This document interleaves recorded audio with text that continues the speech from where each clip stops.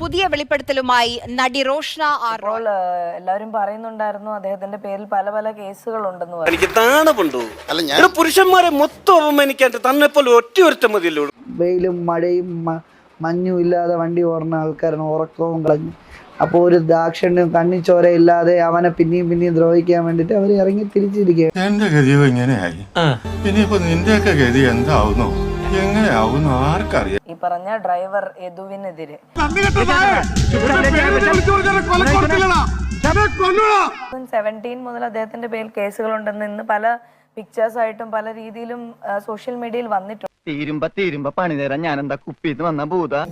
ഇത്രയും കേസുകൾ ഉണ്ടായിട്ടും ഇത്തരത്തിലുള്ള ഒരു വ്യക്തി പിന്നെയും അദ്ദേഹം പ്രൊമോട്ട് ചെയ്യപ്പെടുകയാണ് ചെയ്യുന്ന ഒരു വിഷയം ഉണ്ടായിട്ട് കുഴപ്പിക്കാനുള്ള പരിപാടി ഇവനിതിൽ എന്തോ കൈയുണ്ട്.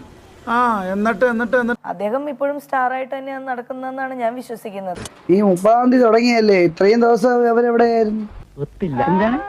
നമുക്ക് അനുഭവം ഉണ്ടായതിന് ആർക്കും ഒരു മാനസികമായിട്ട് അതിനെ കാണാനായിട്ടുള്ള ഒരു ഇത് കാണിക്കുന്നില്ല.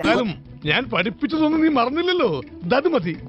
ഈ ഗുരുവിന് എനിക്ക് മാനസികമായി ഉണ്ടായ ഒരു കാര്യം എനിക്ക് അവകാശമില്ലെന്നാണ് ഞാൻ ചോദിക്കുന്നത്. എനിക്ക് ഷെയർ ചെയ്യാനായിട്ടുള്ള ഒരു അവകാശം എന്റെ ആവശ്യമാണ് അത് ഇപ്പൊ പറയണം എന്നുള്ളത്. ഇപ്പൊ ഞാൻ പറഞ്ഞില്ലെങ്കിൽ ഇത് ഒട്ടും എവിടെ എത്തില്ല എന്നുള്ളത് എനിക്ക് ഉറപ്പുണ്ട്. സ്വന്തം ഇഷ്ടത്തിന് തട്ടിവിടുന്ന നാക്കെടുത്താന്നേ പറയൂ.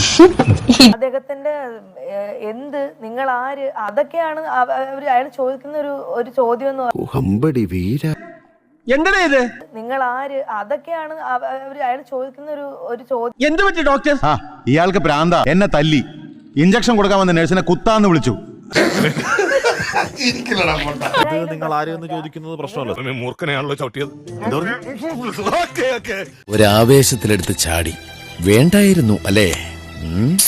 വിട്ട വളി ആന പിടിച്ചാ കിട്ടൂ.